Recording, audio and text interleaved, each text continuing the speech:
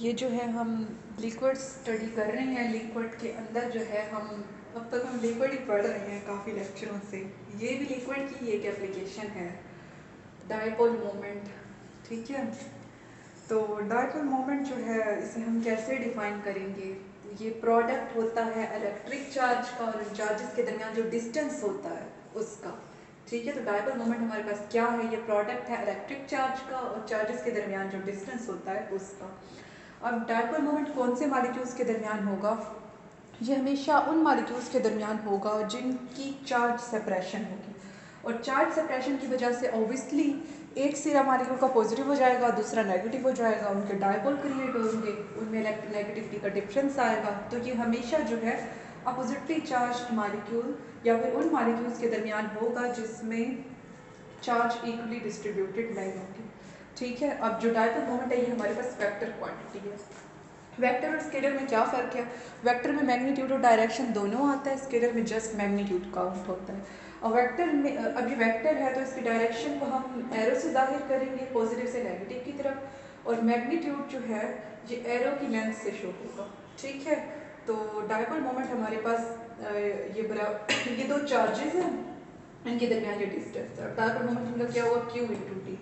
ठीक है, एरो की लेंथ जो है इसकी डायरेक्शन को जाहिर कर रही है और इसका जो मैग्नीट्यूड एल है वो मैग्नीट्यूड को जाहिर कर रहा है डायपोल मोमेंट की।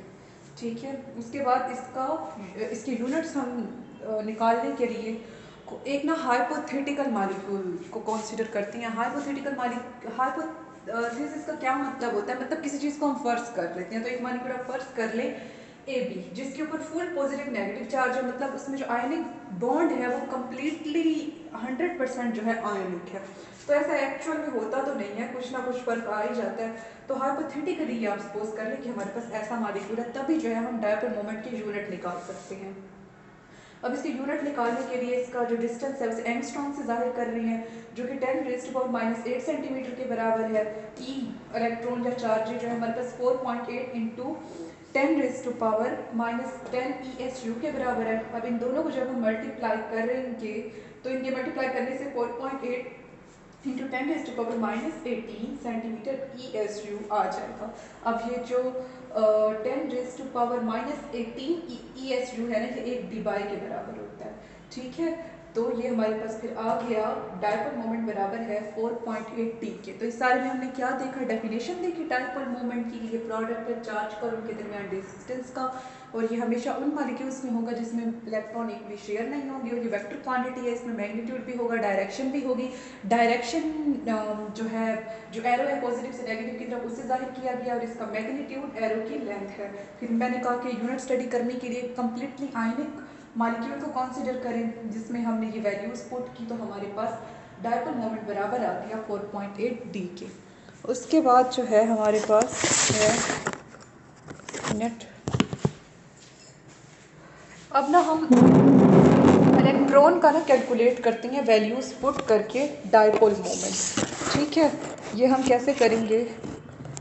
अब सबसे पहले जो है आप जहाँ पे डिस्टेंस मतलब लिखें जो दो इलेक्ट्रॉन्स के दरमियान है, तो वो यहाँ पर है 1 एंगस्ट्रॉम, जो कि बराबर है 10⁻⁻10 मीटर के। चार्ज इलेक्ट्रॉन पे कितना है ये तो स्टैंडर्ड है, पता है 1.602 इंटू 10⁻⁻19 कूलम।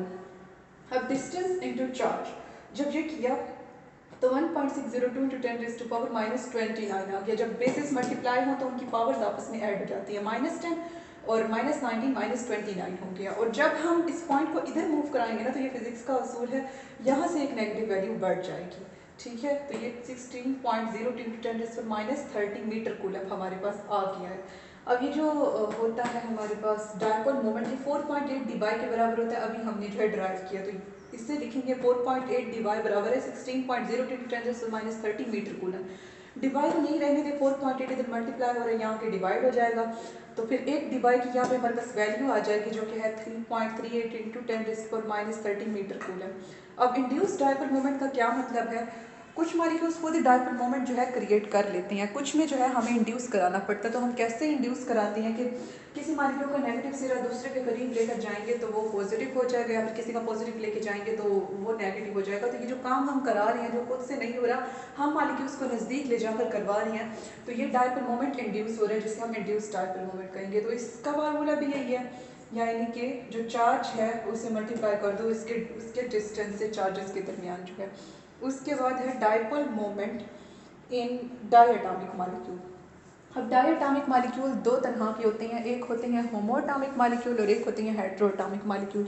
जो होमोएटॉमिक मॉलिक्यूल होते हैं उसमें ऑब्वियसली चार्जेस की सेपरेशन नहीं होगी, यानी कि इलेक्ट्रोनेगेटिविटी का डिफरेंस नहीं होगा। आप जैसे ये देख लेंगे सेम है H2 Cl2, ठीक है, ये सारे जो हैं O2 Br2 ये सेम है, इनमें कोई चार्जेस का डिफरेंस नहीं है, इलेक्ट्रोनेगेटिव का डिफरेंस नहीं है, सब कुछ सेम है। तो इसमें डायपोल मोमेंट इन मॉलिक्यूल्स में जो है ज़ीरो होगा। उसके बाद अगर हम देखें हेटेरोएटॉमिक मॉलिक्यूल्स को, तो जो हेटेरोएटॉमिक मॉलिक्यूल्स हमारे पास होते हैं जैसे कि HF HCl, इनके दरमियान इलेक्ट्रोनेगेटिविटी का डिफरेंस काफ़ी होता है, तो इस वजह से इनमें डायपोल मोमेंट जो है क्रिएट होगा। और इनका डायपोल मोमेंट किस चीज़ पर डिपेंड करता है? इलेक्ट्रोनेगेटिविटी पे और लेंथ पे। और जो हमने अभी पढ़े होमोन्यूक्लियर डायटोमिक, इनका डायपोल मोमेंट डिपेंड करता है नंबर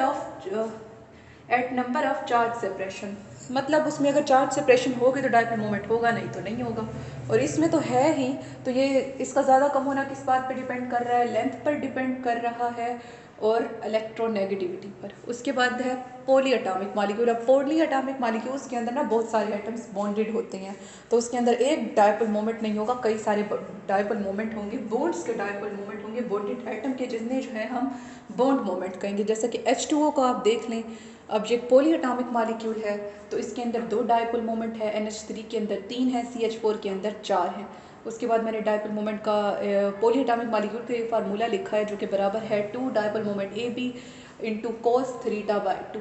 और डायपोल मोमेंट फिर मैंने पॉलीएटॉमिक मॉलिक्यूल निकालने का एक और फार्मूला लिखा है जो कि बराबर है √2 डायपोल मोमेंट 1 का स्क्वायर, डायपोल मोमेंट 2 का स्क्वायर, और 2 into dipole moment 1 dipole moment 2 into cos of θ। फिर मैंने एक ग्राफ बनाया है पॉलीएटॉमिक मॉलिक्यूल के डायपोल मोमेंट और सिंपल डायपोल मोमेंट के दरमियान, जिसमें मौजूद एरो जो है डायपोल मोमेंट को पॉलीएटॉमिक मॉलिक्यूल की जो है जाहिर कर रहा है। तो ये सारा हमने डायपोल मोमेंट स्टडी किया। इसमें पहले हमने इसकी डेफिनेशन देखी, फिर यूनिट निकाले कम्प्लीटली आयनिक मॉलिक्यूल्स पोज करके, फिर हमने इलेक्ट्रॉन की वैल्यू कैलकुलेट की, ठीक है, जो कि हमारे पास 3.38 × 10⁻³ मीटर कूलम है। फिर मैंने इंड्यूस डायपोल मोमेंट का बताया, फिर मैंने होमोन्यूक्लियर का बताया कि इसमें नहीं होगा, फिर हेटेरोन्यूक्लियर का बताया कि इसमें होगा डायपोल मोमेंट, फिर पॉलीएटॉमिक का बताया कि इसमें बॉन्डेड एटम होने की वजह से बॉन्ड मोमेंट होगा। फिर मैंने 3 वैल्यूज़ H2O की बताई, इसमें 2 है डायपोल मोमेंट, NH3 में 3 है, CH4 में 4 है, फिर ये ग्राफ बताया।